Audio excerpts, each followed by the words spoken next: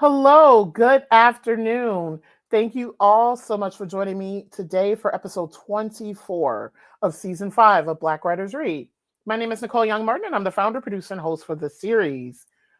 I wish there were enough words in the dictionary and in existence to illustrate and explain why I'm so excited for today's conversation. Someone who has been breaking through the concrete ceiling for emerging writers of color is on today, and I am beyond honored to have her on. So I want to go ahead and get today's conversation started because there's just so much to talk about. Black Writers Read showcases, celebrates, and honors the words, work, and traditions of Black writers from across the country, across genres, across experiences, and across the African diaspora. Black Writers Read is a behind the scenes conversation into the craft and what it means to create as a Black author in today's society. Since starting the series during the summer of 2020, we've hosted over 80 authors representing over 15 genres from 5 countries and 25 states. Our platform includes the live stream interviews, audio podcasts, book club, and curriculum integration assistance. Find us online at blackwritersread.com. Today we welcome Laura Pegram, founding editor of the Kweli Journal, to chat about Seeing the Truth, the Kweli Journal short story collection, an anthology published in celebration of their 15th anniversary. Hailed as the Paris Review of BIPOC literature, the Kweli Journal has been a launching pad for many of today's most celebrated writers. Kweli, Truth in Swahili, marks its 15th anniversary with its luminous collection edited by founder Laura Pegram.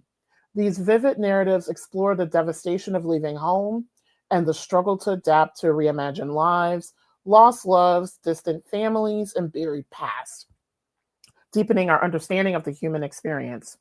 Featuring works from the acclaimed authors Naima Coster, Nicole Dennis-Benn, Daphne Palasi Andreades, my apologies if I pronounce names incorrectly, Susan Muaddi Darraj, and others, with a foreword by Edrich Danticott.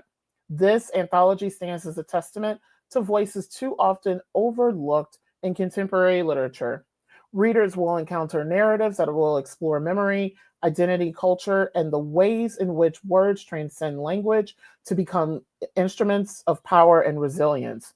In the evocative words of the anthology, so come, sit with us on the bank and listen to our music. Kweli means truth in Swahili. Under the direction of founding editor Laura Pegram since 2009, the Kweli Journal's mission is to nurture emerging BIPOC writers that sing the truth, hence the title of the anthology. With a quarterly online literary journal, year-long writer fellowships, multi-session workshops, writing retreats, individualized editing, an annual writers conference, and international festival, Kweli invests in the artistic and professional growth of emerging authors nationally and internationally.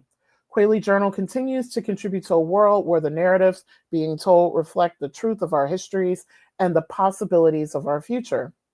Laura Pegram, Kweli's founder, is a multidisciplinary artist who is influencing a new generation of aspiring writers.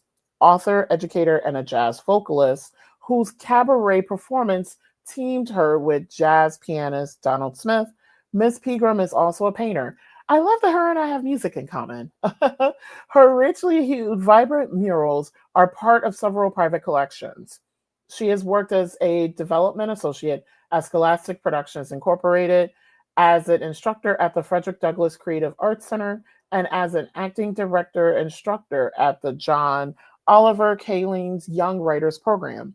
In 2020, she received the 2020 CBC Diversity Outstanding Achievement Award. To learn more about the Kweli Journal, please visit their website at kwelijournal.org. That is KWELIJOURNAL.org. Throughout our conversation, I will be sharing the link to their website and also to their Instagram. For those who are new to Black Writers Read, here's the format. Ms. Pegram and I will chat about the anthology.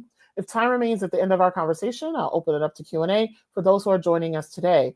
We typically have viewers joining us from Facebook, YouTube, and Instagram. If you have a question, please feel free to include it in the comment section on the platform where you're joining us from today.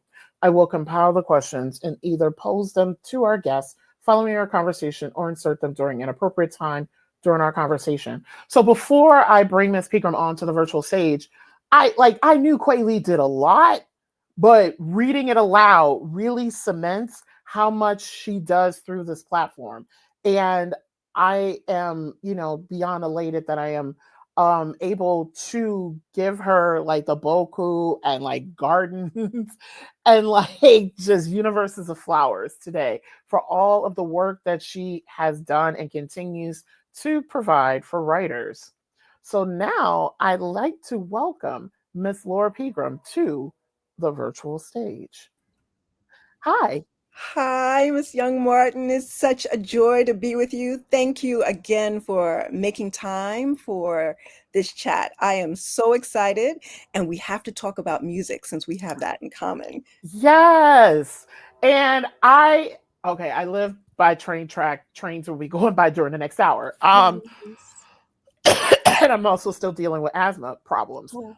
Um, you are in the middle, before we get started with our conversation, congratulations on the book. And you are in the middle of the book tour right now. Yes. We started it this past Wednesday, and it's going strong. It's been really beautiful and energizing, and in all the ways has surpassed my imagination for this book launch. Just all the love in the room, all of the surprise moments when people came in and it's like, I came to see you, when they had originally said they had a conflict. So it's been joy, all caps, joy from beginning to end. And it's kind of punctuated by today's session. So thank you again. Yeah, thank you so much for making time to be on today. This means so much. So I'm going to start with the first. Well, actually, before I start with the first question, just briefly music. So my artistic practice actually started as a musician at age 6. I was in the choir at church. I started playing clarinet at 8. I started off as a music major in undergrad. I played for the longest time. I've also like managed orchestras. I've done tours and things like that. So I love that you and I have music in common. Yes, indeed. We're going to have to collaborate one day. Yes, Wouldn't because that be something? it's time. Because so many people, I haven't played publicly in a long time, and people keep saying, "Why haven't you?" And I'm like, "Okay, it's coming. It's coming." I get that same question, and that response is what I usually offer as well. So one day, when everything is lined up, everything is aligned, we'll do it. Yay! I'm excited. So am I. So am I. So I'd love to start off today's conversation by hearing about the origin story of Sing the Truth, which, by the way, the cover is gorgeous. Oh, thank you. I love it too. Yes, I would love. I mean, it's obvious why the title, but I would love to know why the title and why an anthology to mark the occasion of the journal's 15th anniversary. Good question. We have been talking about an anniversary collection for a few years now. And the first time it came up in conversation with me and Victoria Saunders, who's my literary agent, we were looking at year 10. But 2020 was the year when everything kind of shut down, and we decided maybe year 15. So we started having the conversations again in 2024. So Victoria Saunders put together a pitch package, and she submitted that pitch package to a number of editors on her list. And we waited. We waited to see who would be interested in our collection. And we had a few people who welcomed the possibilities of taking on this project, where all the proceeds would come to Kweli to kind of help us further our mission.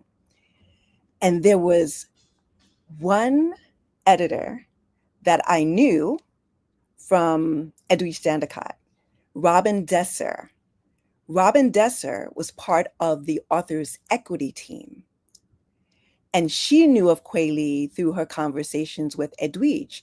Edwidge is a member of the Kweli family. She's been a keynote speaker. She's participated in our readings and conversations. She's family. She said, Laura, all you have to do is ask. I'm there.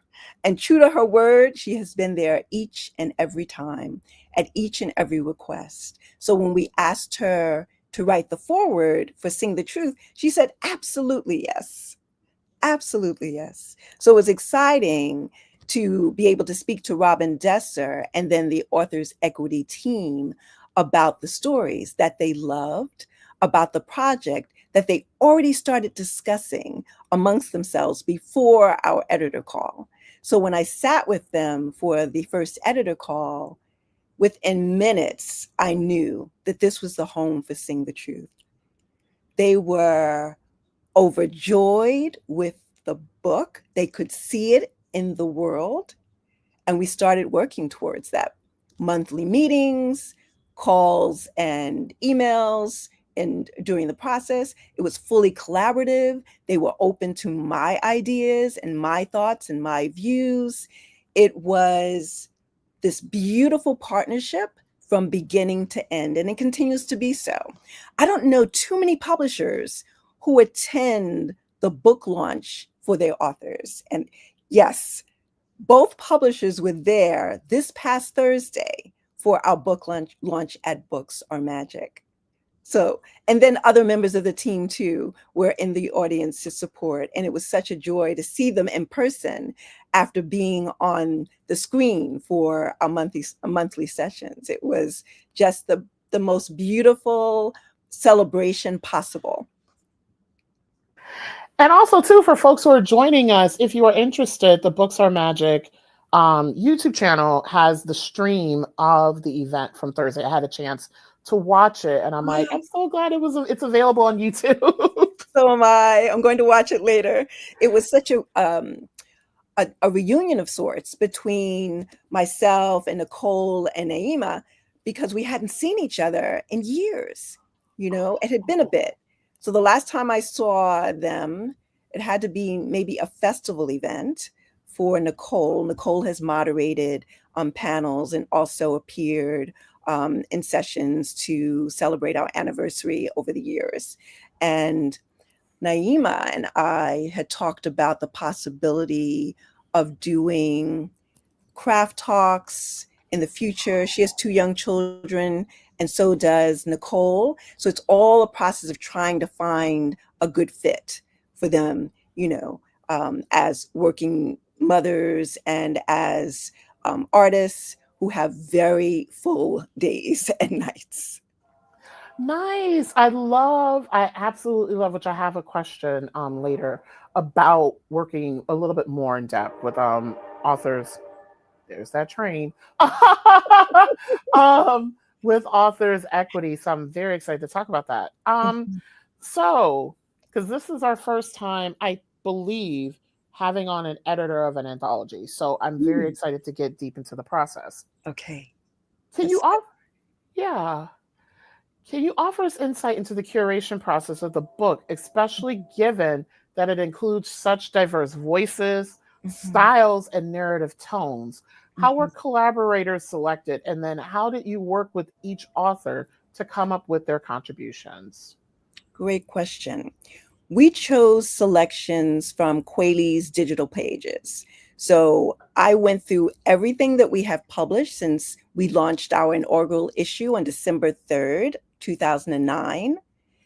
And then I tried to choose, say, 20, 25 stories that lingered in my mind long after the reading. There were so many, and I could have gone well past that number, but I was given a number and I tried to stick with it. Still, when I submitted those 20 some odd stories, every few days I would call and I say, Victoria, 2 more, just 2 more. I just want to add to the bunch, and maybe we can expand the short story collection beyond the 15 stories that we initially talked about. And then another 2 days would roll by, and it's like, I have maybe 3 more, just 3 more. And I'm sure the publishers will be open to doing this. so completely green. I was so completely green about the process. So they had to finally say, like, Laura, we need a final list of stories. Okay. And then we're going to select 15 from that number. So don't send any more. We're good. We're good now.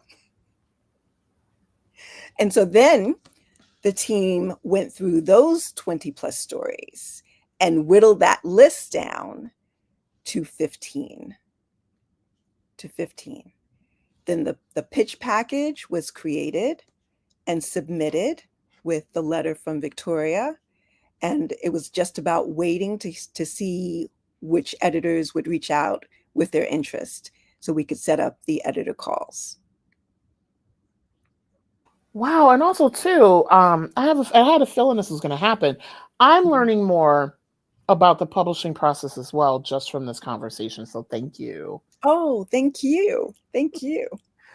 Yeah. So can you talk a little bit more? So you talked a little bit about working with Authors Equity.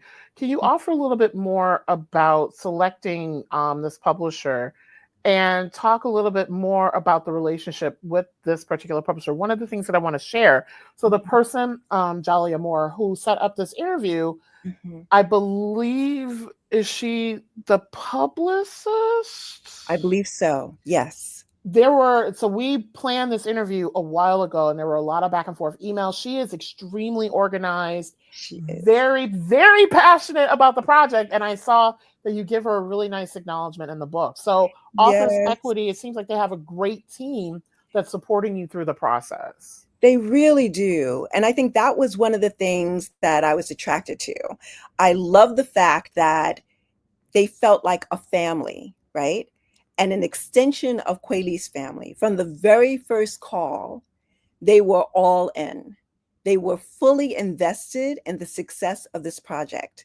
They had a wealth of ideas that they shared with me during that very first call. They were open to my ideas about the book as well. And so it was an easy yes for me. When I talked to Robin, and knowing that she already had familiarity with Kweli, given her conversations with Edwige over the years, it was as if we were going in as this already well-oiled machine. Yeah. And Authors Equity had only started a few months prior, right? So they're this new independent publishing company, right? With this new approach to their relationship with their authors. So it's more collaborative. And as an illustration, I'll say this. During one of our monthly meetings, because we had monthly meetings from the second we said, yes, we're moving forward, and the book was announced on their Substack during a major party, like these are the first 10 books that we're presenting as Authors Equity, and Sing the Truth was part of that 10. We had a meeting and someone said, I know we already prepared the contracts and all the contributors have signed, but we didn't mention an audiobook.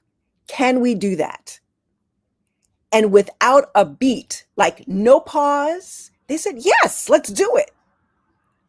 Automatically.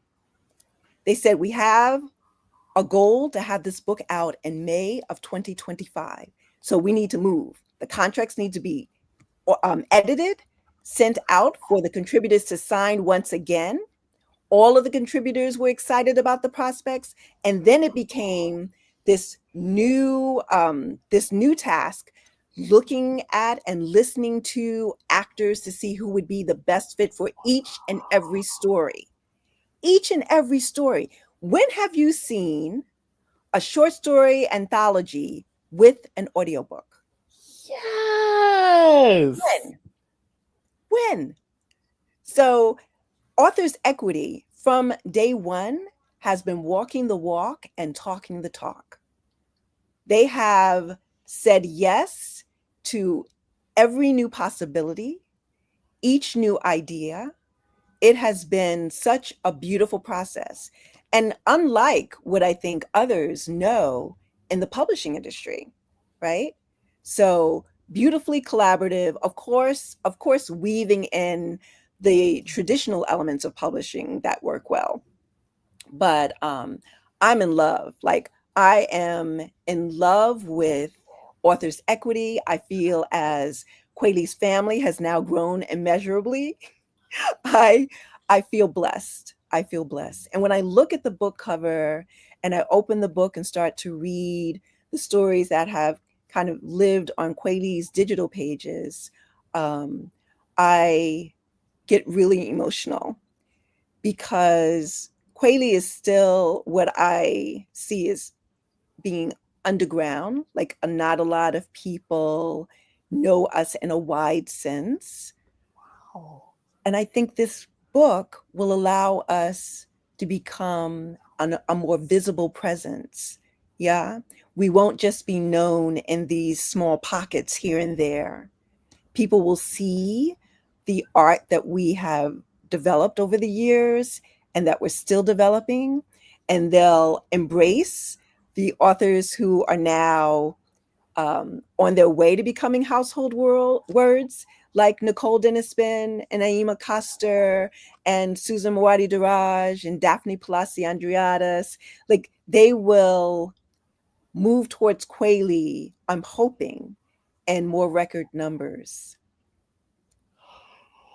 wow. First off, I didn't realize Authors Equity was fairly new because it seems like they run such a tight ship. I'm like, They do.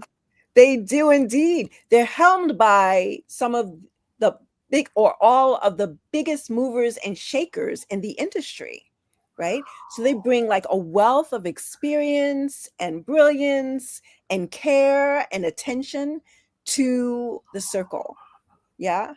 And that was another wow. thing that made it real attractive, that I'd be working with folks who know this industry, the ins and the outs. Yes. So there was this confidence with moving forward with AE, and this great joy as well, because as I said, I knew Robin. Like, we met years ago at a literary event. Edwige was one of the speakers, and we just hit it off, right? So there was this familiarity already, yeah, which made it so easy to say yes. Wow. And also two other things. I love that this book came out right before the summer because it feels, even though I feel like it's a beautiful archival piece Mm, of the BIPOC mhm. experiences, which is a lot. Yes. And it can be very heavy, weighty things, but it Mhm. feels like it's something that people can read with ease, and Mhm. something like I'm hoping book clubs pick this book up.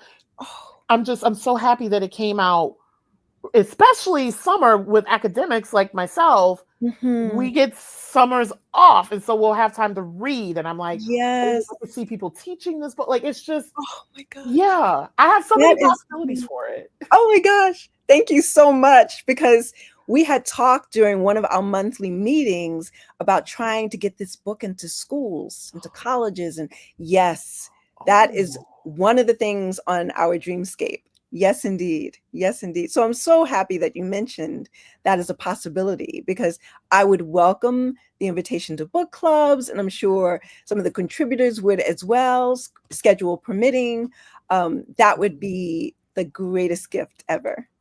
nice. And then lastly, before I go on to the next question, because I've known of, because I started writing when I moved to New England. I'm originally from Detroit. So Mhm. I like the timing of when I started writing and Kweli's launch, which was around like 2009, happened at the Yes. same time. So I've Oh, really? always, yes, I've always known of Kweli. So when you say you're underground, I'm like, really? I've always like known y'all as like the journal to be Oh, in. So when oh, you say you're underground, I'm like, really? Like, really? thank you. Thank you. I I've always felt that we were still a pretty well-kept secret. But that's changing. That's shifting over the past few years. Thank you for saying that. Thank you. I'm always still surprised when folks tell me, it's like, yes, girl, been following Kweli. I know Kweli. I'm planning to submit. So it's welcome to the ears, and it makes my heart sing. Yay, That makes me so happy.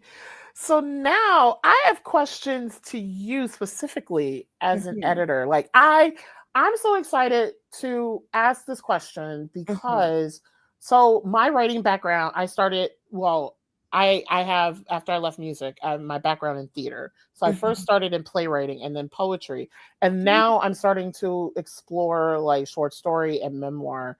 And Wonderful. yeah, and short story to me is so fascinating because you have, similar to the first play that I did, which was a 10-minute one act, you have like a tight, finite amount of time to put in a very eloquent story. And so I'm very excited about this. And you also teach a workshop on this. So I'm really, so my question, I'm so excited for that. Oh my God, when I was writing this question, I was getting chills because I was like, I'm so excited to hear what your response is. So for those who are unfamiliar, what is the art of the short story? And then what is your favorite form of short story and why? Because I've been experimenting with flash fiction and I absolutely love it. I love this question. I also want to circle back to your one act play because I want to know how we can maybe do that during one of Kweli's festivals. That would be wondrous. And then we'll also talk about your short story and all the possibilities with Kweli. Yes! First, I want to touch on flash fiction and then talk about the art of the short story and how I piggyback off of Nikki Giovanni's art of the short story definition. And she said, let me pull this up 1 second. Which she's an author I wish I had an opportunity to meet. She's come to the region. So I live in Connecticut and I work in Western Mass. She's been in this region a lot. And I am sad that I did not get a chance to meet her before she became an ancestor. Oh my goodness. Her heart.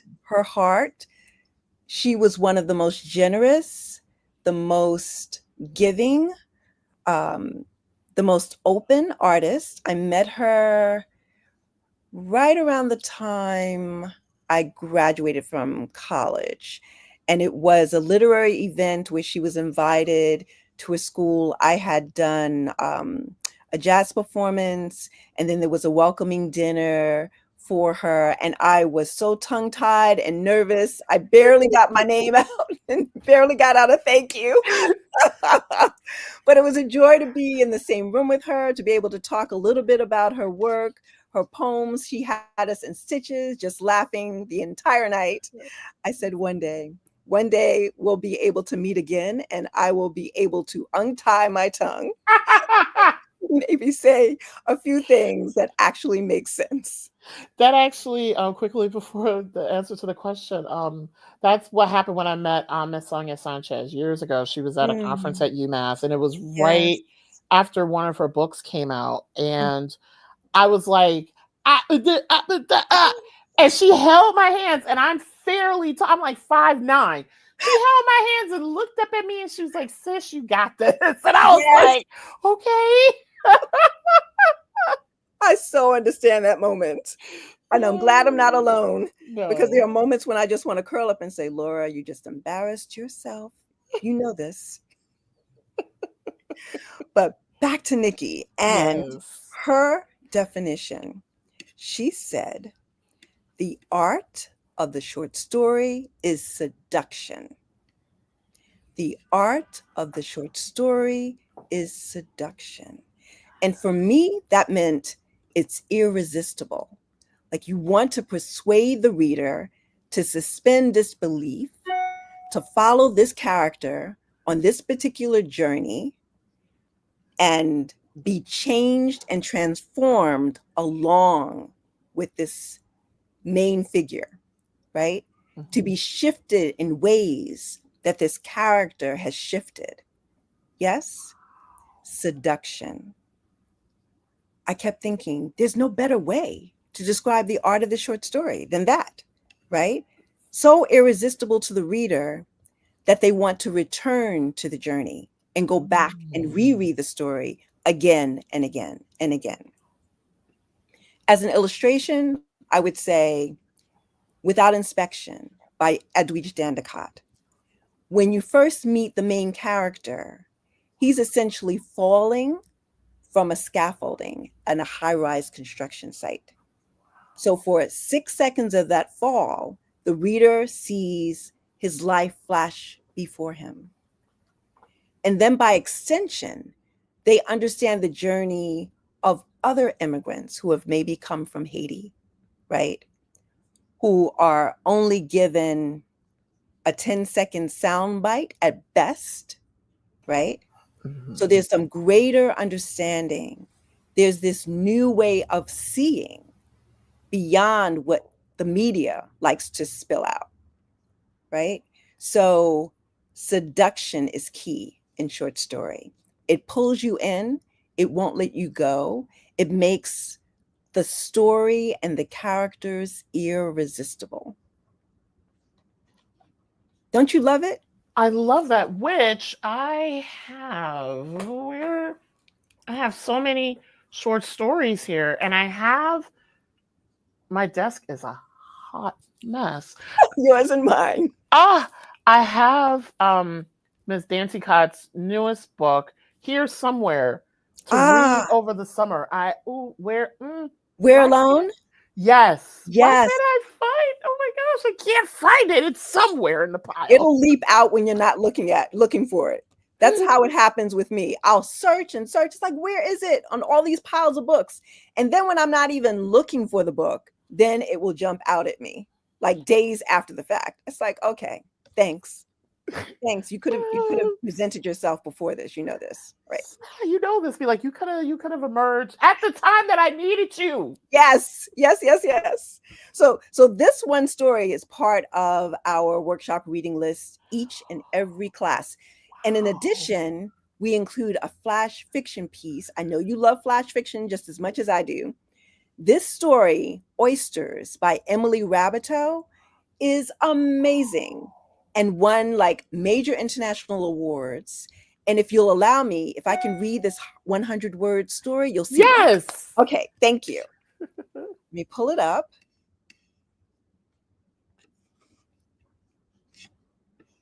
Okay, Oysters. I often stop on my way home from Midtown meetings at the Oyster Bar in Grand Central Station for a plate of 6 Blue Points on ice. Yesterday, a young mother sat beside me at the counter, eating a bowl of clam chowder with her infant in her lap. I closed the book I was reading and smiled at the baby who threw a spoon on the floor. The woman was spent. I look forward to the day I can eat alone with a book, she said.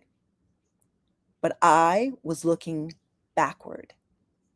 The baby I lost, small as an oyster, would be 18 had she lived.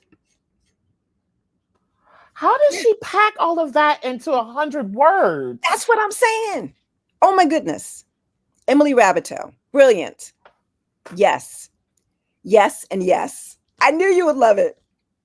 This is a regular part of our reading list as well as plays. So I'm so glad that you mentioned plays, because there are times when I'll use a snippet from Daphne Guerrera's play, Ruined. Let me think.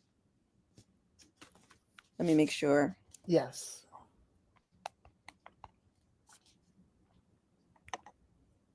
I missed it when it was on Broadway and I wanted to cry. Wow. I'm sorry. It's called Eclipsed. Yes. I am familiar with it. Yes. Eclipsed. Yeah. So I try to mix it up when I teach, because I think there are so many different ways to approach the page as a creative. And you can learn from a play. You can learn from a song. You can learn from a poem. Yeah. It's all about the art of compression. It's all about like that emotional truth. Yeah. So I try to keep it interesting. It's interesting for me. I'm hoping it's interesting for everybody else. It's very much interesting for me. And like when I teach, I teach a myriad of things, including like literature and critical thinking. Like one of the things that I love exploring with my students is the narrator and their journey and how the story is told. And hearing the one by Emily Rabidal, I hope I pronounced her last name correctly. It's very first person. It's very much like you're sitting with her. Yes. This is an aside question that I just thought of. Is there a second or third person narrative short story that you could think of just offhand that carries the reader in the same way as this story, as Oyster? Yes.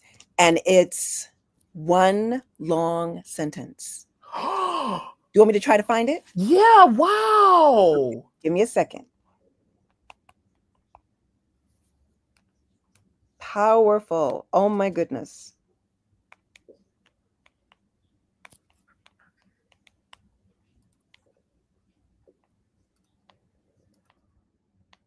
Whenever I share this with the workshop, they say, how in the world did she pack all of that history, that family history, into this moment? And how did she manage to create a character that we empathize with, even given what she did to her child?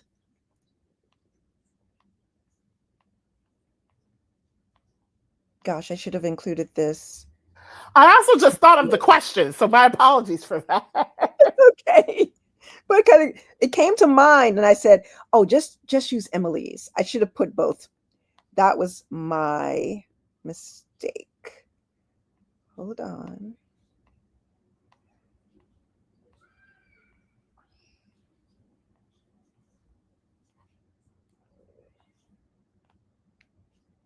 Should I talk as I'm looking? No, because I am in the process of coughing in the background. So take your time. You're totally okay. My sister and brother have suffered with asthma, and so I understand completely. Is the puffer helping at this point, or do you need something more? Nothing is helping, and I don't have an appointment with a pulmonologist until September. I was my gosh. And this season probably makes things even more difficult with the pollen count being high. The pollen. Thank you. The pollen is like, I want to go on a date with you. I want to dance with you. No, I don't want to dance with you. Go away. And it's always knocking at the door like, hey, girl. Always. My sister could not get home fast enough. Take off the clothes, jump in the shower to get all the pollen off, like complete cleanse, because she was miserable. She says, I'm staying in this house. I'm going to keep the air on. I'm not leaving.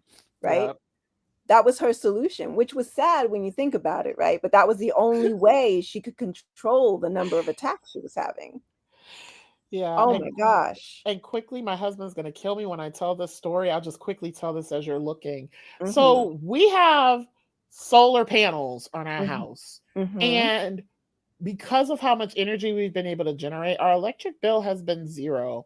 And I love how, and I love how we have central air and all sorts of stuff. And it's been really humid here in Northern Connecticut for the past week or so. And he's like, I'm not ready to turn on the air conditioner yet. So let's open the windows, which is contributing to my cough. And I'm like, dude, our electric bill has been zero. What do you mean you're not ready to turn on the air conditioner? I'm like, stop being economical. I'm going to need us to turn. He's not home right now, but I will tell him this. I'm like, come on, because my lungs and yes. Windows closed, air on the entire time. Yes. It will get to the point where I say, Karen, it feels like a little chilly in here. It's like, staying on. Yes. Put on a sweater. Grab a coat if you need to. Grab a coat. But I so understood, because the times when you would see her or my brother struggling just to get some air, it was frightening. Right. And she'd always carry the EpiPen, like, because she would also have allergic reactions if she went to a restaurant. Wow. She'd have a salad. If they put Lord knows how many pesticides live on those green. She would have problems breathing and have to immediately pull out the EpiPen. Wow. Yes. So I'm feeling for you. I'm hoping that there's a cancellation and you're able to see the doctor sooner than Yeah. September. Oh, come on. Thank you. Yeah, because I went to my primary care on Monday, and he was like, I'll finally put in the referral, and then I get the call, and they were like, our next available is September. I'm like, and they were like, we have multiple offices in the area. I was like, how is your next available in September, and you got multiple offices in the area? I'm like, how does this work? Like, it's a sin. It really is a sin. Sometimes I just say I'm going to the ER because I can't wait for 3 months. Yeah. I cannot find this flash piece, but you will love it when I send it to you.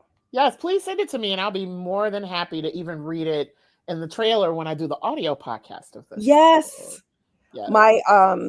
My friend would probably say it might have something to do with the number of messages in your inbox, which are totaling over 50,000. Yes, I get it. Because you don't, yeah, I'm around 50,000 as well. My inbox, I'm like, and they'll be like, you need to buy more storage. No, I do not. No, I don't. I don't. Leave me alone. That's right. Like, why are you adding more expenses to a budget that's already like, exactly. No. Unless you're going to pay for it, don't talk to me. Yes. But you're going to love it. You'll see when I send it to you. And I apologize I couldn't pull it up right away. Totally okay. So my next question, which I keep saying, I'm going to do this podcast where it's like authors on society, because we are like, because of just, and this is paying homage to my parents, there's just no way I can't exist in this world without being political, because of the world that we exist in. Yes. Actually, no, I have a question before that, and then we'll get into the I'm enjoying this conversation so much. I'm losing track of where I am. So am I. I feel like I'm just talking to my sister, and we had just talked maybe an hour before, but we're now catching up for part two. I love it. Thank you. This has been awesome. And I love and thank you all who have been riding with us and staying here for our lovely, very intimate conversation. So this question, I'm also right now in the process of editing an essay on anthology, and this question will also, I think, help not only the people who are watching today and listening when the audio podcast comes out, but will help me in terms of craft. So, as an editor, what would you say, and you kind of talked a little bit about this, but as an editor, what would you say are the elements of good storytelling? Great question.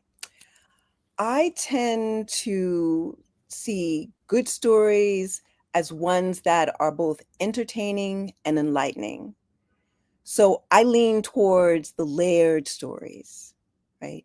I look at stories that have multiple narratives, right? That give me this new take or new perspective, this new way of seeing, again, to counter all the misinformation that we tend to get on a daily from media, all of the half-truths or the blatant lies that we're fed on the regular. So I want stories that feed me. Toni Morrison said in her Noble lecture that songs, literature, and poems are full or can be full of vitamins.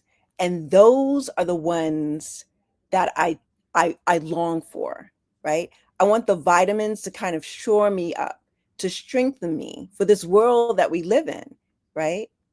There's so much new information that can be gained in a story about characters that are usually kind of relegated to the corner of a room or a world stage, right? About things in the world of science or music that we don't know that could lift us up, right? I want, because I'm a nerd, to learn at each and every opportunity. And the arts is always the place where I can do that. Yeah. When I think about the number of things I've learned just sitting with a short story, the number of things I have been able to re-see or to reconsider as a result of spending time with a work of art that has been so deeply layered, so carefully sketched and structured, that when I go back and read it multiple times, I'm learning something new with each reading. That's what I long for. And that's how I see a good story, right? A great story. They feed me immeasurably. And I'm greedy. I love to eat. And I love how I'm hearing the city soundtrack in the background, something that I miss because I live in rural suburban Connecticut. I'm I like, was wondering when those sirens were going to start. I live next to 3 hospitals. And so the sirens are a regular soundtrack when I'm here in my apartment. I'm so sorry, y'all. No, I get it. Plus, also we're in our homes, which Mm-hmm. I love this like organic, authentic process of chatting. So here's the question that I was gonna, but I'm like, I need to insert it now. So 15 years represents a wide span of time in terms of how the socio-cultural and social-political landscape is shifting and how writing and art bears witness to reflect the times. Like I feel like the Kweli Journal needs this little like quinceanera. Like Oh my gosh. I love that. I was like, I love 15? that. And I almost feel Yeah. as if the quinceañera has started, right? Yes! Started. Yes. And it's going to be extended because there's next week's conversation with Miwa Messer, Edwidge Dandicott, Princess Joy El Perry, and myself at Barnes and Nobles, and it'll be part of the podcast poured. I'm so excited about that. I can't tell you. And then there will be other visits to DC and New Orleans. So it's going to be a wonderful party this summer. I hope it extends to the summer. Dates keep are added as we move forward with each passing week. And so I'm really overjoyed. I'm really, really looking forward to all of the moments of sing that are coming, every single one. Nice. I love it. The little quinceanera. I love it. Yes. Yes. I love the way you phrase that. I think I'm going to steal it. Yeah, please do. I love Thank it. you. Yeah, oh my gosh, just thinking about now that it's grounding, so much has happened so much has happened in the past like 5 months. Truth. Yes. Truth. Oh my gosh.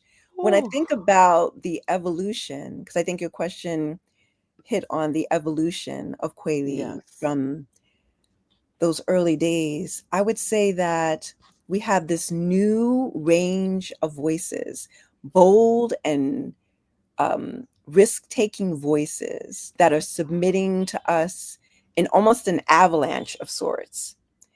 There are new voices coming from the continent, and I think in part they're inspired by 2 writers in particular. One is Yvette, and I apologize in advance for the mispronunciation, but it's Yvette Lisa Ndlovu, Ndlovu. She's a writer from Zimbabwe that we published a couple of years ago, and her story in Kweli became a part of her debut short story collection, which was then a finalist for the Ursula Le Guin Prize for Fiction. Yes, yes, yes. It was a joy to meet her and to celebrate her book when she came into New York for our Kweli International Literary Festival. And then the second person whose debut novel will be coming out next year is Kiprop Kimutai, Kimutai, a writer from Kenya. He was one of our first international writing fellows, and we worked with him from 2016 to 2018. He won a prize with Grey Wolf Press, and his debut novel, The Freedom of Birds, is a queer novel set in Kenya that's coming out next spring. So we are overjoyed. We've been getting more submissions as a result from not only the continent, but all over the globe, all over, the United States. It's been a joy. It's also a lot of So I need to find more readers to help me out. But I love to see just the voices that are coming into the submittable account. It's a lot to take in just with the sheer number of submissions, but it's also cause for celebration. Nice. And I would love to host these authors on Black Writers Read. I'm like, wow, from Kenya. Wow. Yes, yes. It's a joy. It's a joy. Wow. He went to the Baldwin. There's a Baldwin home in the south of France. Yes.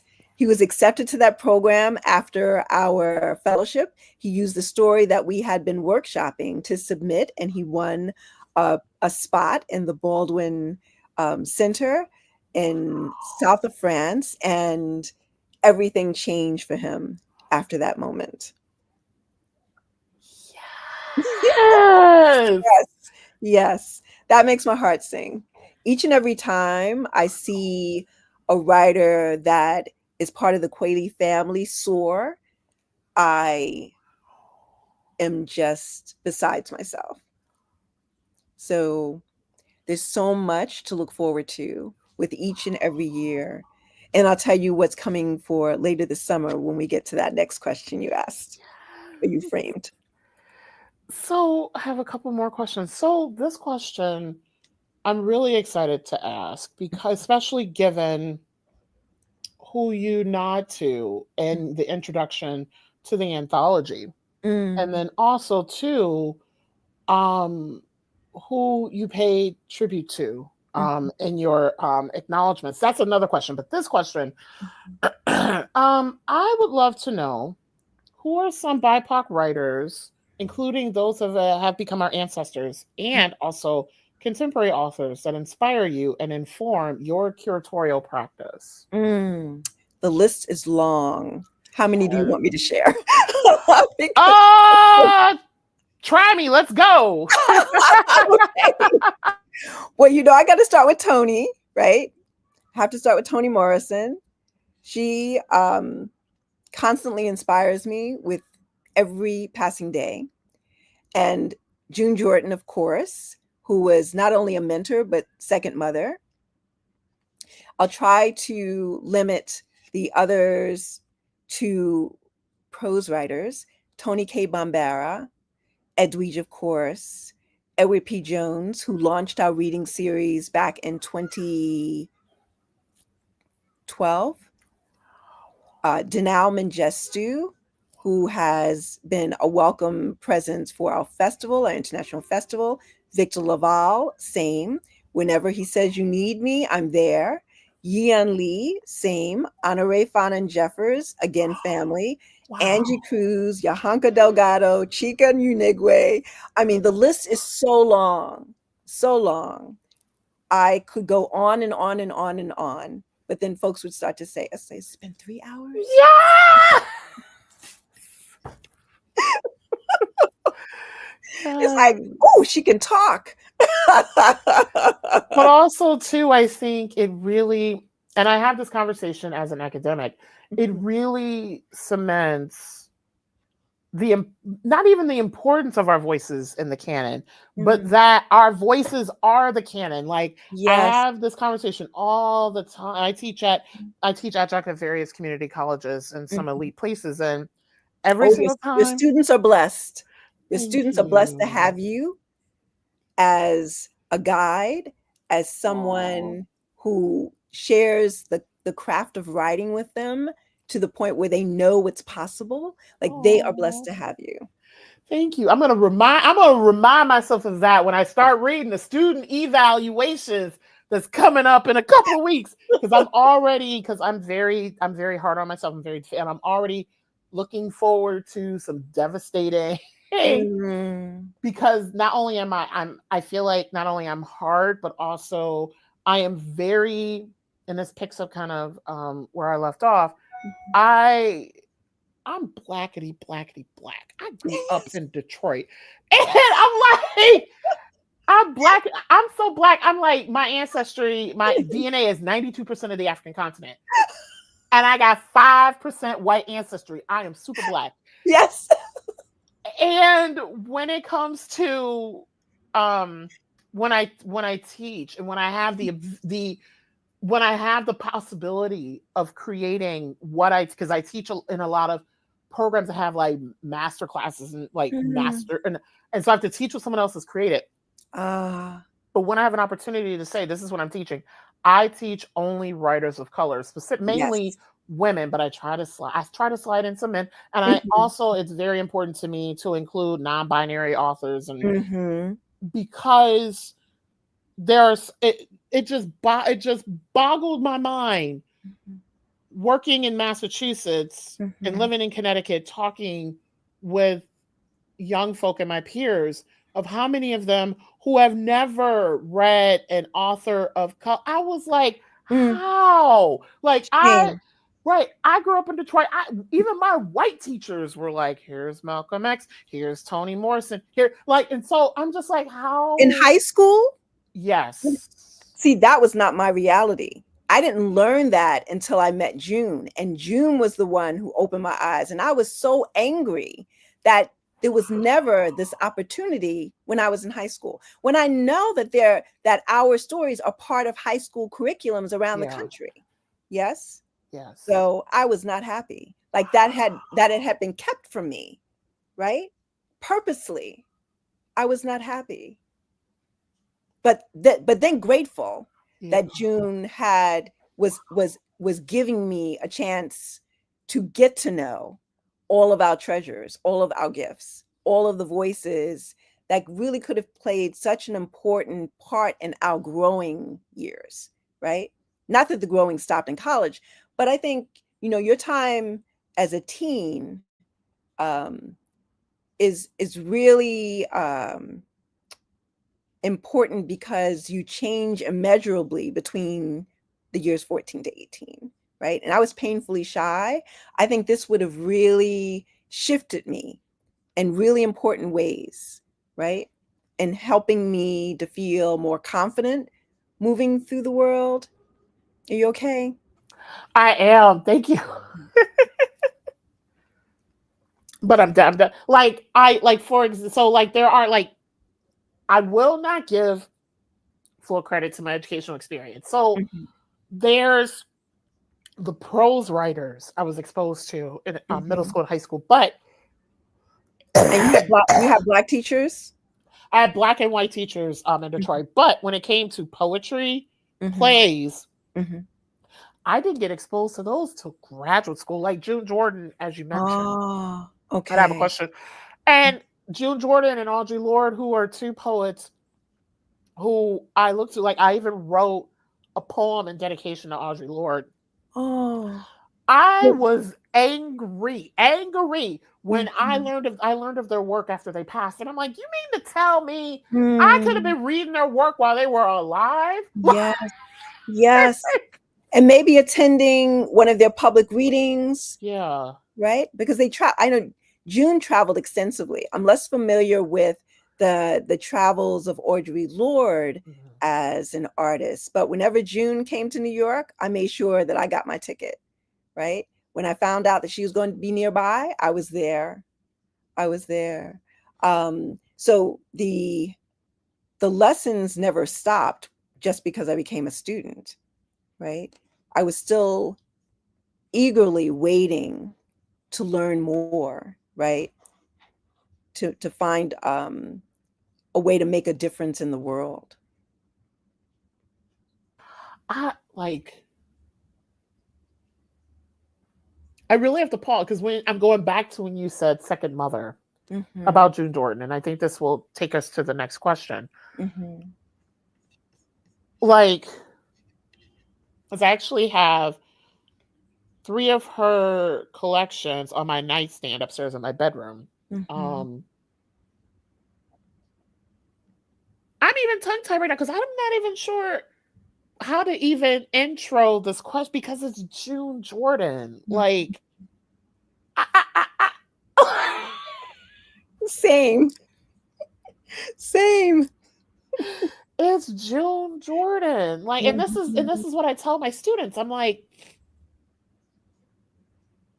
and I have to, that's what I was saying. And I hate that I have to prove so much when I am like creating curriculum and things like that and book lists for my classes that these authors need to be taught. I'm like, no, it's not, you know, the Iliad and like the Great Gatsby and then of the canon, and then there are these, no, these authors are of the canon. Like, every time I teach Their Eyes Are Watching God by Zora Neale Hurston, yes, students, and I teach it specifically in the program where it's adult learners, it's women and non-binary folk who were young parents. I specifically teach it there. beautiful. And yeah, thank you. Where's And this like, program based? it's based it's Bard Micro College, Holyoke in Massachusetts. Beautiful. And yeah, and I can send you information. I love teaching for that program. Please. And students cry every time. They're like, Jamie May Crawford, why am I just meeting her? And this is another reason. And I also love teaching the coming of age narrative, because even though Janie Mae Crawford in the book, she's growing up in a hot mess in her 30s and 40s. And most coming of age narratives are the formative years of 14 to 18. I teach those because, one, so many of our young folks are told, especially young children, that you are to be seen and not heard. You don't know who you are and all these things. And I'm like, I'm sorry, but I grew up in a family where but also I grew up as an only child for a long time, where I was a part of adult conversations, and my parents were like, your voice is important, blah, blah, blah. And and being Black has always been affirmed. But for many of my students, when I hear their personal stories, their formative years are the ones where they were pushed away, silenced. Like, I've had, and I don't think I'm giving away anything that I'm not supposed to, but like, I've had students who were by the age of 16 incarcerated, already had children, running drugs and all these other things, because they were trying to find a place to belong. And so this is why I not only teach the coming of age narrative in this particular environment, but I fight really hard to teach women writers of color. Also, most of my students are of color. I'm like, they need to see themselves in the literature, because they have not. And what's also interesting too, because in the fall, I have to teach like Plato's The Republic and Gilgamesh, and I'm like, oh, but then, and like I have behavioral issues and all, like, it's horrible. But then in the spring, when we're teaching things where they see themselves in the text, I get a very different student. I get students who now are coming to class, who do want to talk. And I'm like, and especially now, given even more so under the current regime, especially now, where they're purposefully even banning book. They've been banning books for a while, but banning even more books, banning curriculums, and even now, like I was watching something this morning about the Smithsonian Museum of African American History and Culture in DC, where you go now and there's certain artifacts that are now hidden. And I'm like, okay, I was waiting for that, because I knew it was coming. Once I heard that Kevin Young was no longer at the helm, I said, okay, so you know what's coming next. And I kept thinking, I have to try to get there again before they make these changes, but I see it's too late. It's too late, unfortunately. They've already done it. They've already done it. And I'm just like just that simple seeing themselves represented in the literature. I got a completely different student. I got a more confident student. I got a student who wanted to show up. And I'm like, they walk differently. They walk different. Right. They feel they have now a voice, like they're less inhibited. Right. I so get it. What a gift you are. What a gift you are to them. Thank you. I'm so proud of the work that you're doing. Thank you. And with June Jordan, and this could segue us into the next question, because I also identify as queer, and it's like, if I had June Jordan Mhm. at the time when she was of this realm, Mm.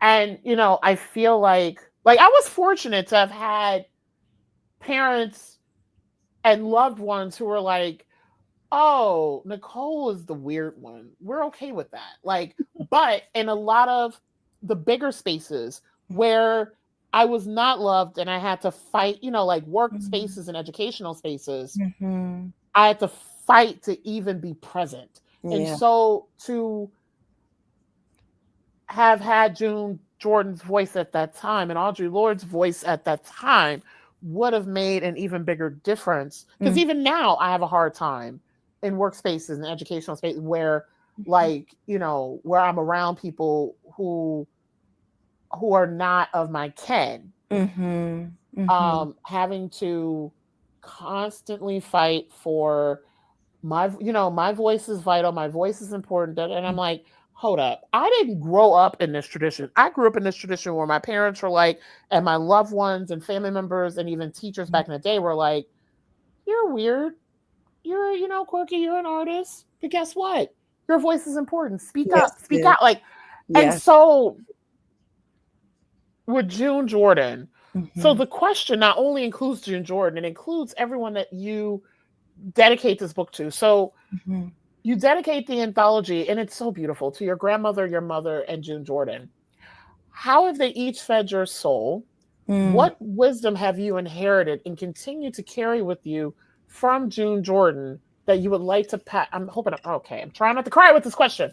Um, what wisdom have you inherited and continue to carry with you from June Jordan that you would like to pass on to emerging BIPOC writers of color? Great question. And I sat with it again, first last night and then again this morning as I prepared. And when I think, I'll start with my grandmother and my mom first and say that they taught me about strength and resilience and fighting back. Like, they were models for not giving in, not accepting the word no. And I model that on a daily. My mom would have said, like, you came out of the womb saying, I'm going to be the hard-headed child. And I have been. So no is not in my vocabulary. When people tell me, no, you can't do something, I look at them and then inside I'm saying, watch me, right? And at each and every turn, even when people knew that I was moving forward with this dream of Kweli, they said, well, what do you know? Like, you've never run a nonprofit, a literary magazine. What do you know? I said, I know enough. And what I don't know, I can learn, right? Because my parents and my grandmother and June all told me that the sky was the ceiling. My mother and my grandmother stressed the importance of education. June said that whatever I dared to dream, I could achieve. And this was despite any of the medical hurdles that I was going through, because throughout high school, college, I was in and out of the hospital. I wasn't diagnosed with autoimmune disease until after college.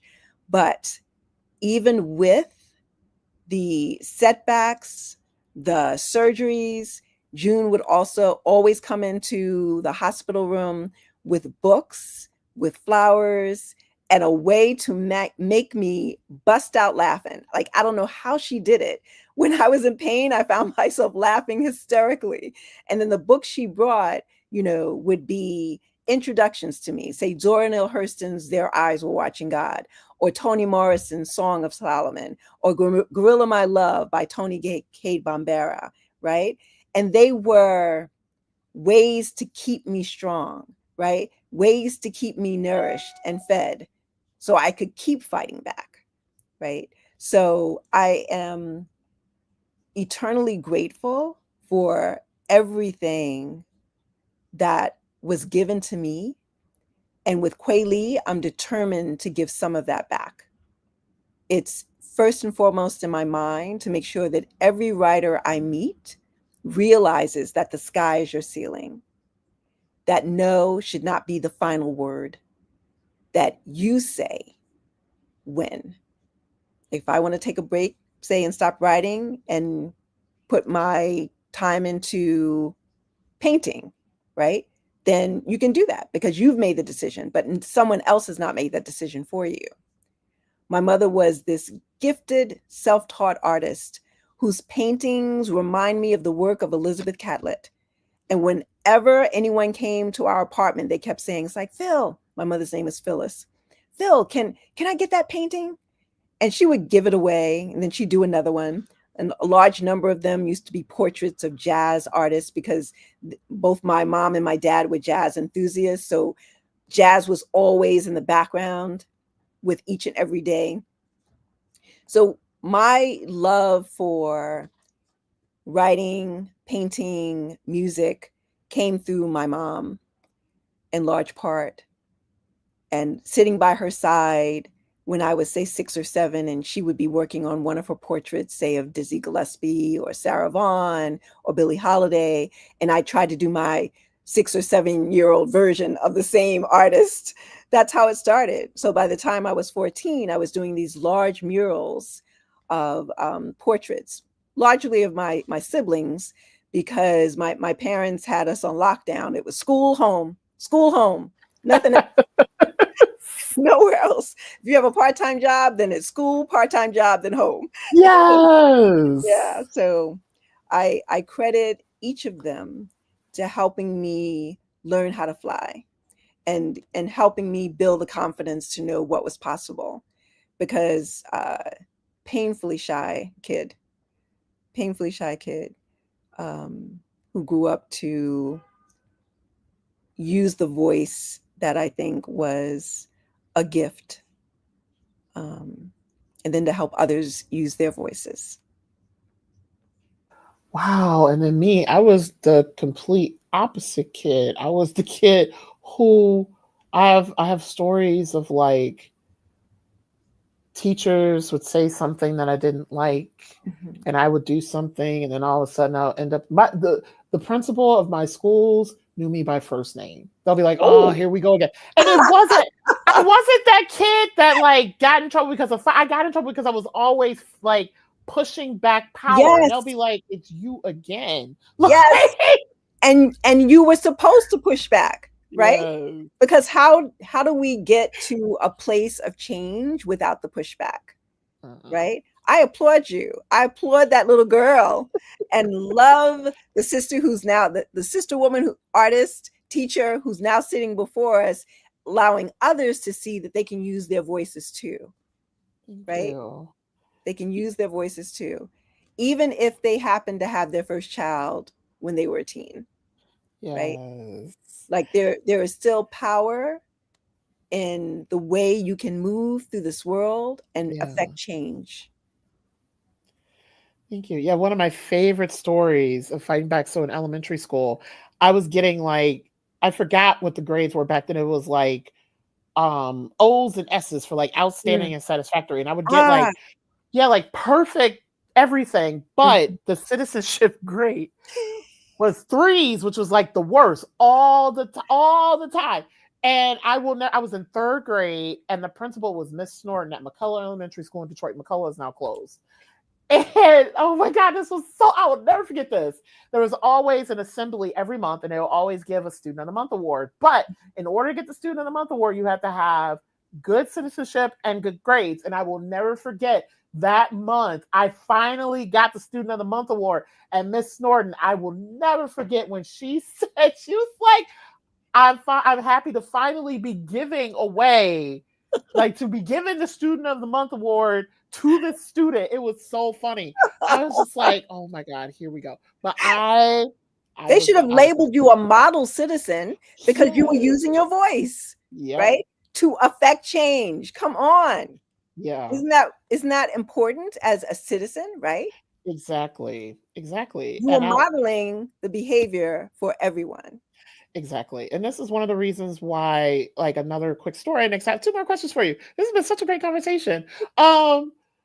Like, I'll never forget my mom, rest in peace. Both my parents have since passed on. And like, I'm sorry. Thank you. And my mom, I'll never forget, she was like, "You need to run for public office one day." And I was like, "No, I do not."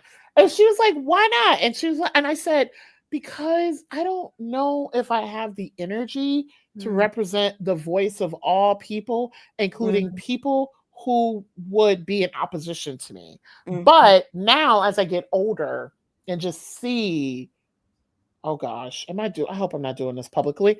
As I see the messitude that's happening now, I'm like, do I finally want to run for public office at some point? Because I'm just like, but then I'm kind of like Representative Jasmine Crockett, who I love her like pettiness. And I'm like, this is why I can't run, because my mouth will get me in trouble. Like, but I love her. I love her. her. Like, I She love. says what needs to be said. Exactly. And there's no apology necessary, right? She calls people out when they need to be called out. Yes. She doesn't try to be polite. Yes. Right? She's the one we can count on to tell the truth. Yep. Right? To say what needs to be said, and then motivate people into action, mobilize people into acting. Yep. Yeah. Lord knows. Yes. Lord knows. Woo. So there's still time. Yeah. That's all I'm saying. There's still time. You can do whatever you dare to dream. Yeah. And I know my mom would be very happy if even if I just ran, not necessarily won, but ran. So I have 2 more questions for you. And you started talking a little bit about this, but I would love to hear some of the authors that have been supported through the Kweli Journal's programs who you would recommend that we be on the lookout for. Like, for example, and I hope I pronounced her name correctly, but I saw there's a picture of you and her on Instagram, and we follow her too on Black Writers Read. Ebenia? Yes, Ebony Aaliyah. Yes. Her book was announced this week. Yes. And I was overjoyed. I'd been waiting for it to become like a public thing. And her title, let's see, I wrote this down. One second. Yes.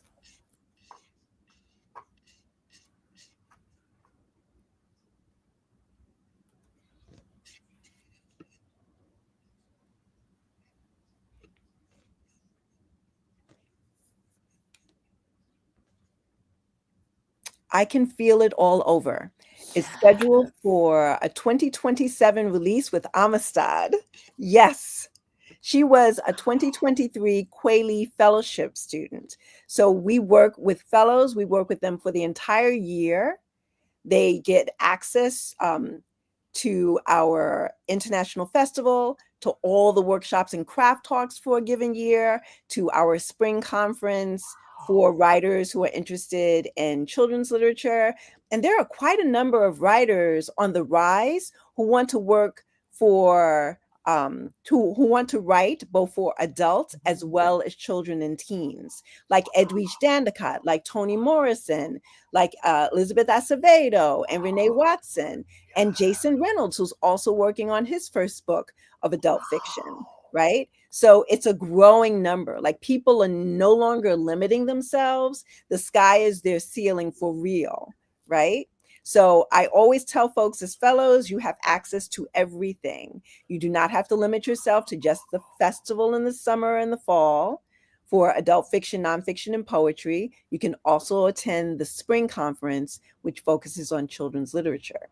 And they do it, right? And then they say, oh, I have these great ideas that are brewing. And I say, yes, do it all, because you can, right? And then for the summer, we have, and I have her ARC, Prince of Joy L. Perry. This Here Is Love.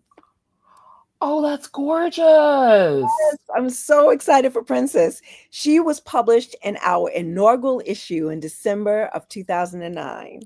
And she kept saying, it's like, Laura, I don't know. Like, rejection is becoming the norm. I said, you just need one yes. You just need one yes. I'm introducing you to your literary agent, and you will get the yes that will be deserved And she got a yes from Norton, and her book is coming out in August. In August. I need to have her on the podcast. Yes, Wow. you will love her. She's coming to New York next week because when we first sat down and we talked about the Poured Over podcast with Miwa Messer, and they said, well, Laura, who do you want to be in conversation with? Edwige, I said, how about Princess Perry? Because her book is coming out. It'll help kind of build up her audience, and there'll be some increased expectation, right? And excitement about her debut. So she's coming up from Virginia. We're so thrilled. And the cover of the ARC is gorgeous. Isn't it beautiful? Wow. I fell in love with the cover too. The cover art always pulls me in, right? And it's the first thing that most readers see, so it can make all the difference in the world. It's enough to kind of make you curious and then move towards it. And you open the pages and start reading, and then you're in the hands of that author, right? Yes. That author has claimed you. Yeah, speaking of, I'm pulling this out of my backpack because this is one of my favorite authors to teach. I just finished teaching this because you also mentioned her name, Elizabeth Acevedo. Clap When You Land does that. The cover does that. Yes, indeed. Yes, indeed. Mm-hmm. I love teaching this, and I also love, and I hope folks get a chance to read it. I don't want to give it away, but it's so beautiful. I love with Chahira, the sister that lives in New York, and her girlfriend Dre. I love that it's a queer relationship that's normalized, and my students don't think anything of it. And I love how I'll be like, "Who's your favorite character?" "Oh my God, I love Dre." I was like, "Oh my God, he's so cute." I also love teaching Clap When You Land. Yes, indeed. Oh my gosh, you're giving them all the gems, all the gems. Thank you. What a gift! What a gift! And because of you, I'm sure that they may have asked you, like, do you have any suggestions for summer reading? Like, yes, you recommend, right? Yes, like one of the summaries, speaking of, that's right. One of the books that I recommended that I have not read yet, but it's on my summer reads list is The Cemetery of Untold Stories by Julia Alvarez. I bought this book when it first came out. Again, oh, I don't have this. Yeah, again, captivating cover. I saw it at the bookstore and I was like, I don't know when I'm going to read this, but I'm going to buy it. So I'm like, I'm it just came out, yes? Mm-hmm.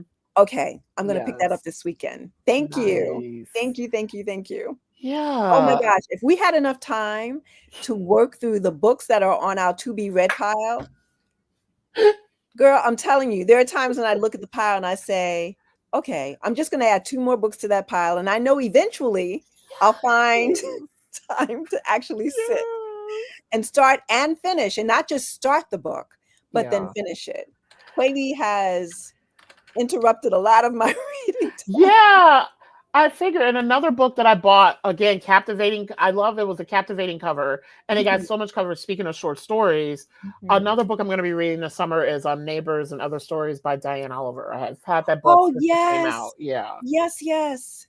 Oh my! I'm so happy that they published this posthumously, because it's a treasure. It's a treasure. Wow. Goodness gracious. Yeah. That's another one that I hope to make my way through further. I want my Sundays back, where I would spend from the morning after breakfast until the evening, look up at the clock and realize that it was dinner time, because I was so completely absorbed in the pages.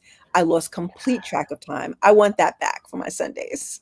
I would love to have. I cannot wait. Like, and I love how you and I, we're probably some of the most busiest people on the planet. We're like, we have all these books we want to read, but wait, when are we gonna have the time? Right. It's true. I still somehow believe that it's possible. I won't let it go. I won't let it go, because I know down the line we're going to have more support, right? Yeah. We're going to have the support we need for our platforms. We're going to be able to take time, like real time for vacation. What's that? What's that? I don't even know how to spell that. Like, it can't even, the word can't even, vacate. My mouth just freezes when I try to vacate. Like, it can't even come out. Vacate. Okay. It's coming. It's coming. It's right around the corner. That's what I tell myself. And it starts with just being able to visualize it. Exactly. So I would So love there's to. hope. So Ms. Pegram, I would love to close us out with what is next for you in the Kweli Journal, and how can the Black Writers Read community support you on this journey? Oh, great question. Um, what's next is trying to find a way forward with fewer supports now that federal grants have been canceled or frozen and paused. We are trying to survive along with every other nonprofit who's in a similar position. We're hoping that folks will spread the word about Sing the Truth, as all the proceeds from the sale of Sing will come to Kweli to help us continue our mission. So if you can spread the word, if you know schools or community centers or colleges who would like to make a donation of books for their classes, then please let them know that the links are available at Kweli and also at Authors Equity. Help us to help mentor other voices, help us to keep Kweli going for another 15 years.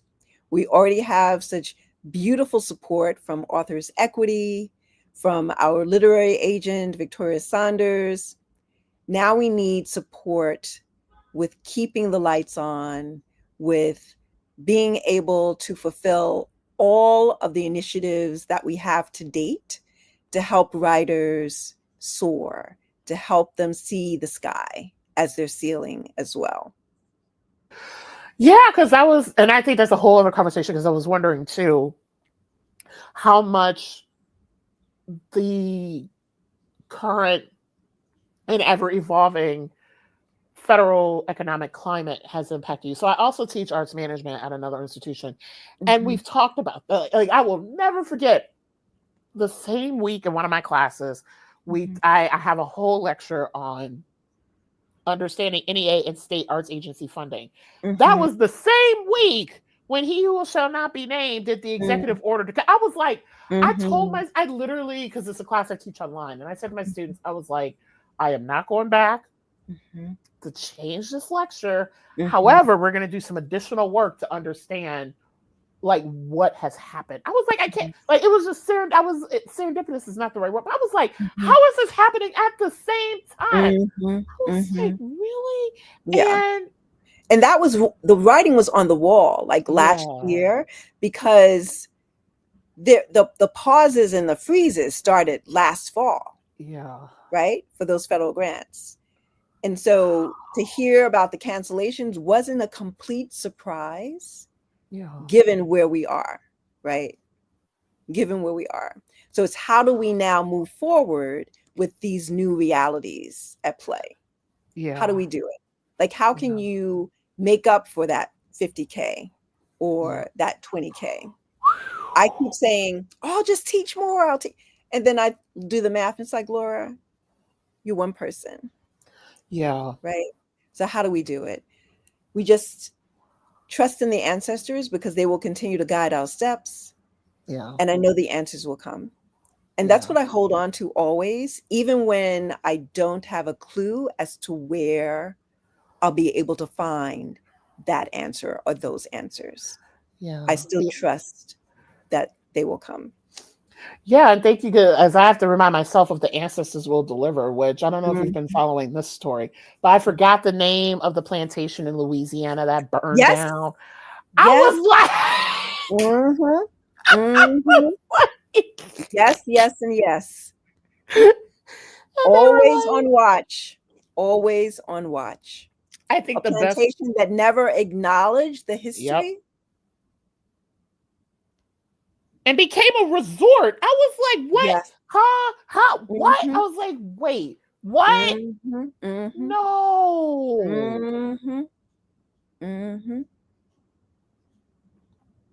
I was so, oh my gosh.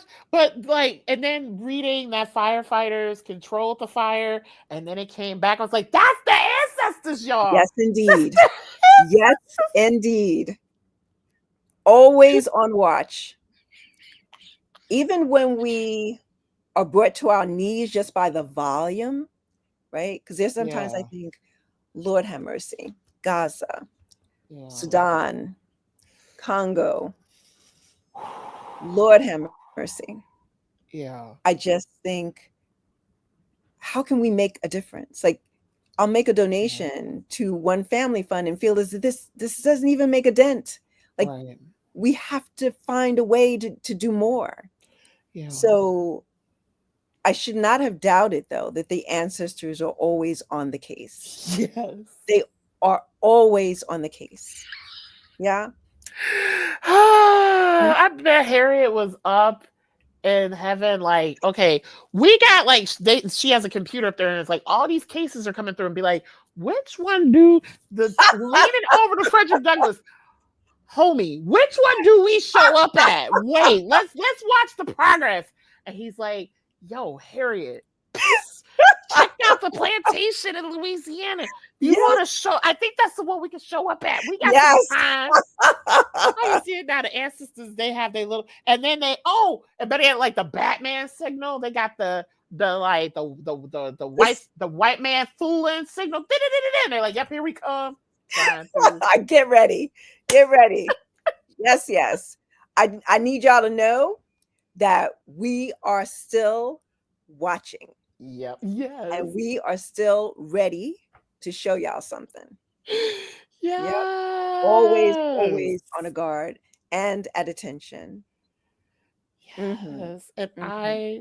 And I'll wrap up with this, but I've always been very spiritual and believing in the guidance of the ancestors, but there's a specific story where I was like, yeah, they're here. We were going, we live close to Hartford, and I love like the Harriet Beecher Stowe house, and we were there for a tour, and I've never been. We went, I haven't done the full tour, but I went for a spiritualism tour around Halloween. So I didn't get the full tour, but I got one, and that's where I learned that like Sojourner Truth was into spiritualism. I was like, I didn't know all of this. I just thought it was like a white hippie thing. And so we were getting ready to go into the house, like they prepped us and things like that. And I was in the process of having it was either an asthma attack or panic something, and I didn't have my medication on me. And the woman who I was talking to, we were looking at our little like ghost meters or whatever. She was a nurse. I did not know that. When she noticed I started coughing. That's what it was. I started coughing like crazy, and she was like, "I'm a nurse," and I was like, "Okay." Yes. Like, I was like the ancestors. You see, always watching. Even when we wonder, it's like, y'all still there? You still there? Like, show me something, like a bit of light, just to break through all of this. Yeah, yesterday was that light we needed. Yes. And I just can't believe like plantations have weddings. I'm like, sin. No.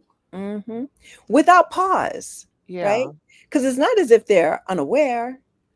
Yeah. It's not like you don't know. Come on. Yeah. Come on. Yeah. I'm like, wait. And even just the word plantation, like when you're looking for a wedding venue and you see the word plantation, just move on, because you should already know what I'm like, no. Sidestep, find another venue. There are so many. Yeah. You have hundreds of options. Thousands of options.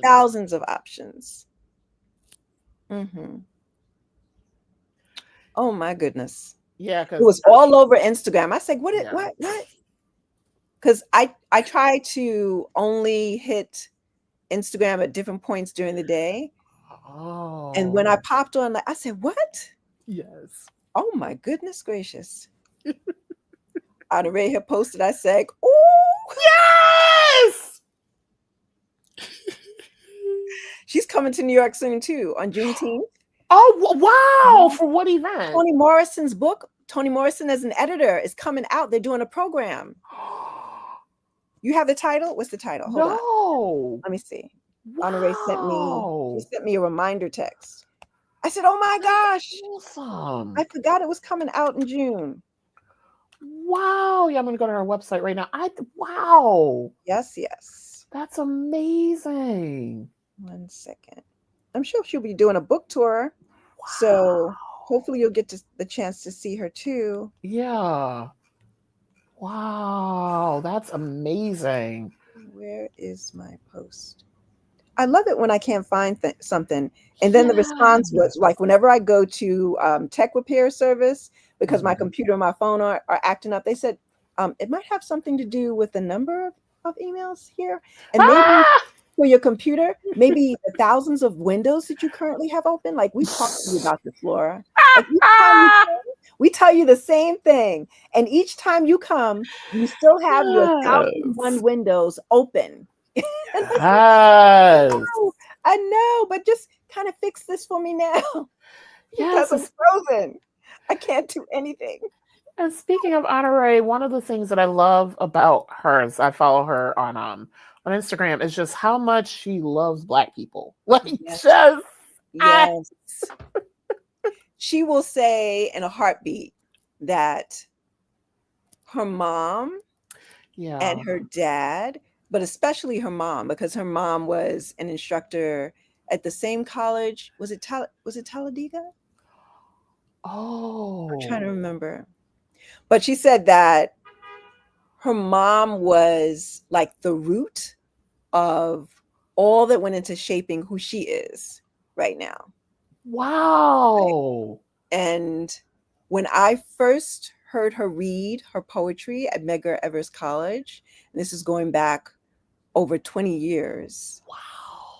Once I heard her read, I said, Lord have mercy. Every book she's written, I need to read. Every book she's published, I need to get part of my library. And I told her, thank you so much. Your keynote just taught me a wealth of information that I needed for this moment, for this time. And we just became sisters. So have been in touch. When she was drafting songs, the love songs, I said, oh my goodness, this book is going to blow up. Oprah is going to invite you on. She said, Laura, come on. I said, I'm just telling you what I'm seeing. Wow. And then afterwards, when she was on, she said, you did tell me, but I said, yeah. What can I say? Yes. She is such a brilliant writer. She really is. And such a generous heart. She says, Laura, you don't know the other side of me. I was like, well, we all got other sides. Nobody's one-dimensional. Yes. Yeah. And I just love how authentic she is. Like I remember listening to her interview with Nikisha Elise Williams on Black and Published last year. The replay, and just like I just love just how authentic she is. Yes.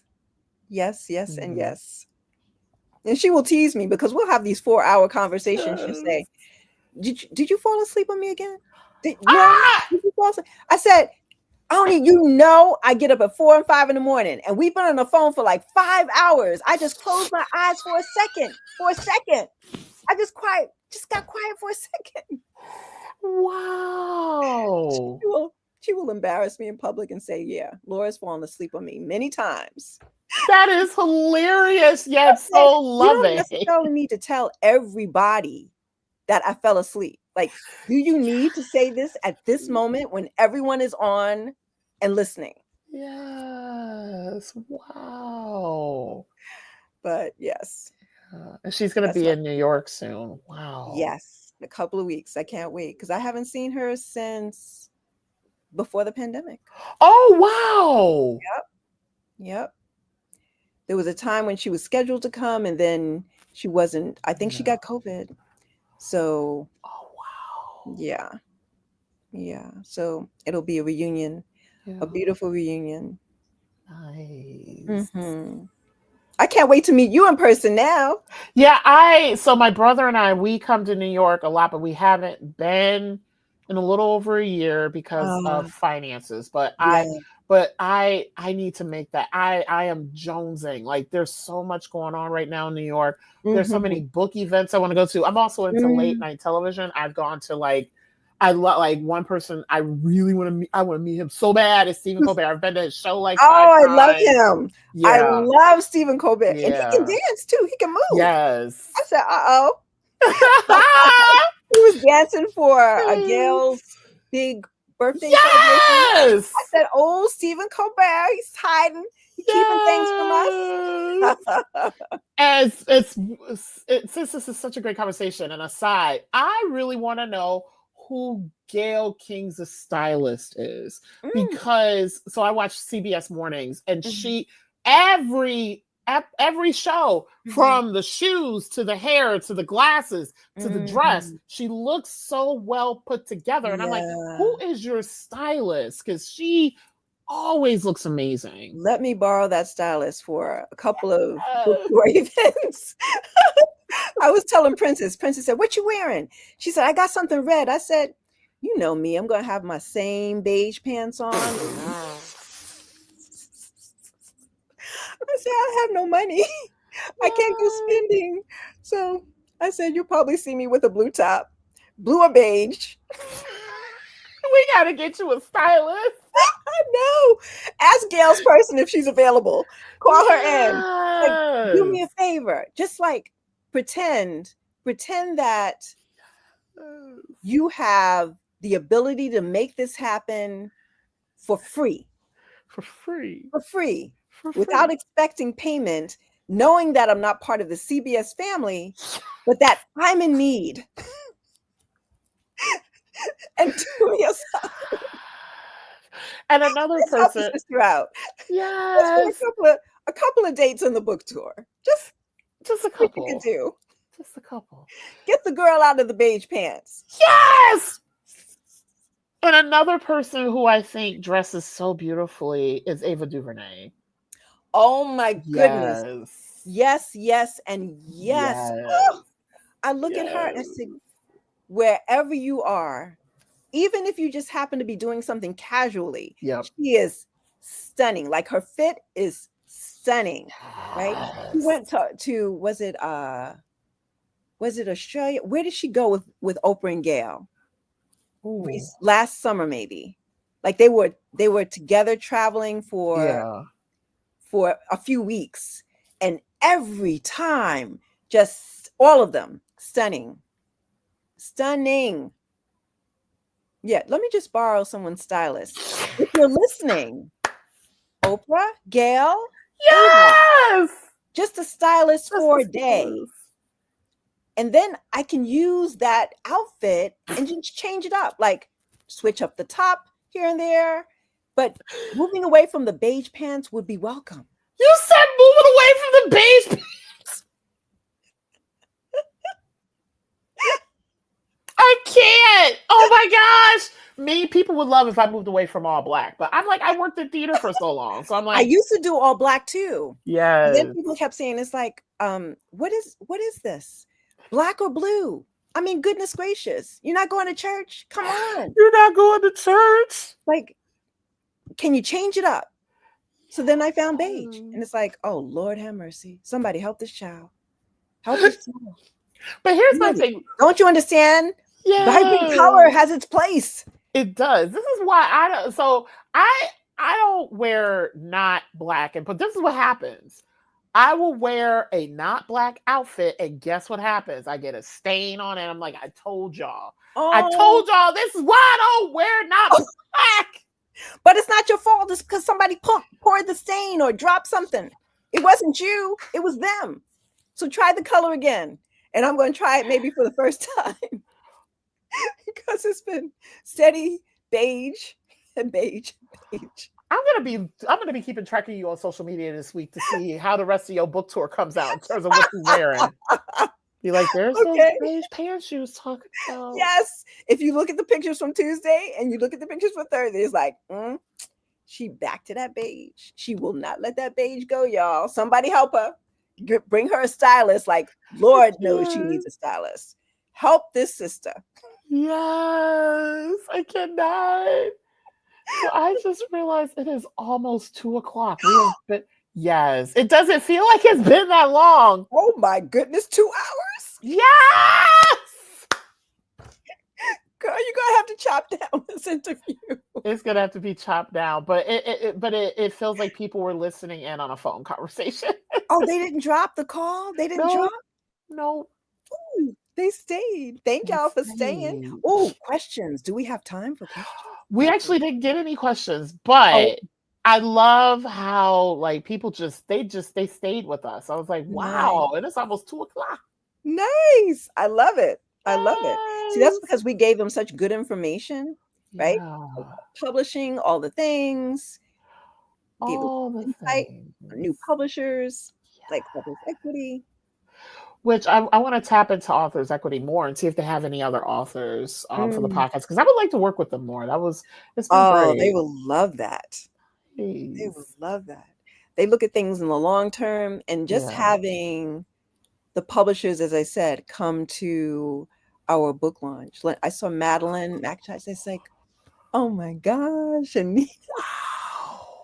my heart was singing. My heart was singing. And Jolie, like, they fill the seats. They fill the seats. Yes. So I was beaming. Awesome. I was beaming. Nice.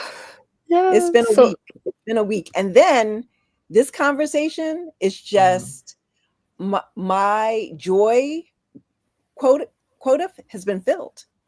Oh. From today and Tuesday and Thursday, my joy quotient has been filled. Filled max. Thank you. Thank you. Thank you. Thank you, This Ms. was Pegram. so much fun. I am so thrilled to first have a new sister in my life. And do all the things we talked about. The workshop information is coming. All the things. All the things. Oh my gosh. You are a blessing. You are a blessing. Thank you again for this gift. Ms. Pegram, thank you so much for being on it. Thank you especially for spending so much time with me today. I didn't even realize that it's been 2 hours. It felt like it was a blink of time. Yeah, I didn't realize we were having either. such a good time. We were having such a good time together. I didn't realize either until I was looking back at my script, which is right under the time, and I was like, it's almost 2 o'clock. I was like, oh, okay. I was like, okay. But seriously, thank you. I will never be able to stop thanking you for this gift of 2 hours. Like, I am besides myself. I can't wait to tell my sister. It's like, just let me tell you what these 2 hours were like. And she's like, well, send me the clip. I said, well, I can't send it to you right now. I just can't do it now. You gotta wait. Yeah, so you gotta eat lunch too, I bet. My nieces are waiting. It's like, Auntie, are we gonna see you later? I said, yes. What time? I said, I will let you know when I'm done. As soon as I finish, I'll call you. Oh, that's so sweet. Because the birthday was on the 14th, but that was the night that we had the podcast. We had one of the book launches at Word Up. So I said, this weekend, we'll make it happen. Oh, that's so sweet. Yes. So looking forward. Yeah, so thank you so much. I'm going to take you off. I'm going to do a quick closer, and then you and I can touch base just a couple more minutes. Yes. And then you can have your Saturday back. Thank you. I will be in the wings. I'll wait for you to come back. Yes. Thank you, everyone. Thank you. So thank you all so much for joining us for episode 24 of season 5 of Black Writers Read. It legit felt like a phone conversation. So I want to thank you all for staying on for this long and for joining us for this. I will be back on Saturday, May 24th to chat with Ariel Vinson about her debut young adult novel in verse, Under the Neon Lights, which is scheduled for release on June 3rd. It actually means a lot that she's going to be on the podcast before her book launch. Support Black Writers Read by subscribing to my YouTube channel, where many of you are joining us from today, or the audio podcast, which is available on Apple Podcasts, iHeart, Spotify, and Amazon Music. Also, feel free to drop a review of Black Writers Read on one of these platforms. By supporting us as a subscriber or reviewer, you're growing our community, which can lead to longer-term sustainability for the platform. Visit blackwritersread.com to learn more about the podcast. So thank you all for joining us today, and more importantly, for ensuring that Black authors continue to matter. I'll see you soon.